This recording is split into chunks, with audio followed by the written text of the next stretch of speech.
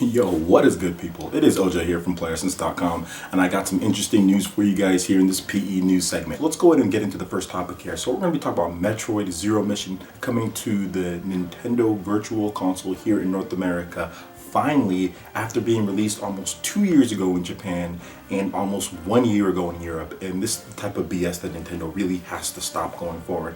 I can't stand the fact that you have a game, it is an old game, a virtual console game, a popular game in the Metroid franchise, and you're waiting nearly 2 years after the Japanese release in a game that isn't like super heavy with text to release it worldwide. It takes you 2 years for a virtual console game. That is unacceptable. And then on top of the fact that you can't access the Japanese virtual console shop if you live in North America. You can't access the European virtual console shop if you live here in North America. You can't do that like you can do on other systems. You have to actually purchase that system. It's stupid, this region locking thing. Like I said, it's developing into a rant, but I can't stand this because Metroid Zero Mission is one of my favorite games. Seriously, one of my favorite games, and you're sitting here and telling me that it's going to take you guys 2 years when I could have just got the same version on the European eShop. Enough. Make a game, release it worldwide in a timely fashion. I can't sit here and tell you guys how much I don't like that, especially with games that I'm really into, like Metroid Zero Mission. I love that game. Played that game all the time back in the day, and I would have loved to play it 2 years ago when it came out in Japan. But anyway, let's go ahead and move on to the next topic here. Bayonetta 2 is actually unofficially approaching 1 million units sold on BG charts. It's at 960,000 units sold, and I know some people are complaining, it's overtracked, and all this other junk from NPD. Doesn't matter. We've been using VG charts numbers or when I made all my other Bayonetta videos as far as what it debuted at, because Nintendo doesn't say. Nintendo, Sega, Platinum Games, they won't say how much it sold. So if they're not going to say how much it sold, we're just going to use that. And the fact is that it's nearing almost 1 million units there, and we don't know the digital numbers. So while you can sit here and say that it's overtracked or whatever, we don't know the digital numbers either, and that's what they've got. So it's nearing 1 million units sold, and the big news is how it's probably going to reach that 1 million is that, of course, Bayonetta is going to be in Super Smash Bros., but also Bayonetta 2 is getting the standalone copy reprint, basically, in North America on February 19th for $29.99. You can pick that up. It doesn't come with Bayonetta 1 like all the standards editions here in North America did. Now, this is not coming to Japan or Europe, I think, because the game is way cheaper in Japan and in Europe than it is here in North America. In North America, the game is actually somewhat still pricey, and it was hard to find. So they're doing kind of a reprint. They're taking out the disc, the actual disc of Bayonetta 1 in there, and you can go ahead and pick up Bayonetta 2 by itself. So that should push it over 1 million units probably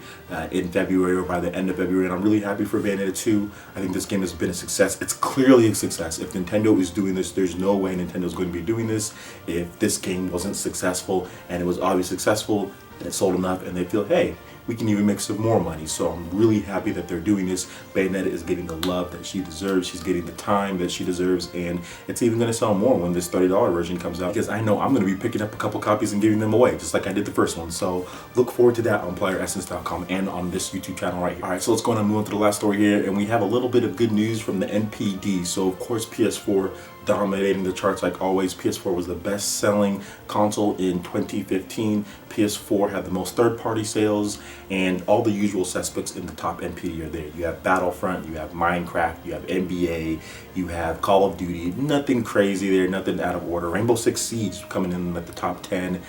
So for December 2015 NPD, that's North America, guys. But the big thing is that Super Mario Maker is over 1 million units sold, digital and physical combined. And I really think this game is so cool, Super Mario Maker, because in my opinion, Super Mario Maker just might kill the new Super Mario Bros. Series. In my opinion, what is the need to have new Super Mario Bros. Anymore? Because although I like new Super Mario Bros., I definitely think that Super Mario Maker makes it obsolete. Now, I'm not a big fan of Super Mario Maker, to be honest. Like, I haven't played much of it. I played like 1 or 2 times, but I like watching other people play. I like watching the creative levels. I like seeing all that. And why even make new Super Mario Bros. Anymore? You can just make a beefed out Super Mario Maker on steroids for the Nintendo NX. So this could be like a change of tide as far as what Nintendo's done, because for the past decade plus, they've been making new Super Mario Bros. Games on the DS, on the Nintendo 3DS, on the Wii U, So the fact that Super Mario Maker has come out and it's struck a chord with such the core gamers. I think New Super Mario Bros.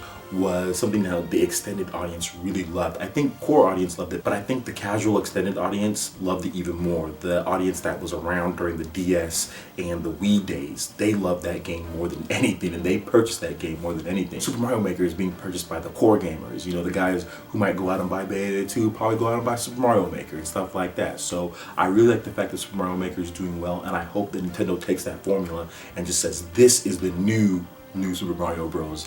And we are going to let you guys always have this, and we're going to continue adding and adding and adding, and I think this could turn into a huge deal for Nintendo. It already is, but it can even be bigger. It can be a staple, and they no longer have to make new Super Mario Bros. Games, because I'm so sick and tired of those games. I have New Super Mario Bros. 2, I have New Super Mario Bros. On the Wii U, and I tried to go back and play that game, and it's just, I can't do it. So I can't do it. But then again, I'm not huge on the platforming anymore like I used to be. So what is you guys' opinion of Super Mario Maker hitting 1 million units sold here in the United States, and it's well over that in, as far as worldwide goes? Give me your opinion on that. Bayonetta 2 getting the standalone version February 19th. And what is your opinion on Nintendo's virtual console release schedule, sometimes waiting a year or two to release things worldwide on basic games, well-loved games like Metroid Zero Mission? So let me know what you think in the comment section below.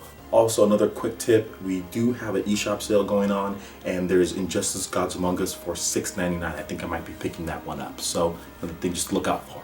Plus there's other games on sale, but that was probably the big headliner there. Anyway, that basically wraps it up for this PE News segment. Make sure you hit that like button if you did like it. Let me know you guys want more content like this going forward, and also subscribe to PlayerEssence for more news, reviews, trailers, tips, and tricks.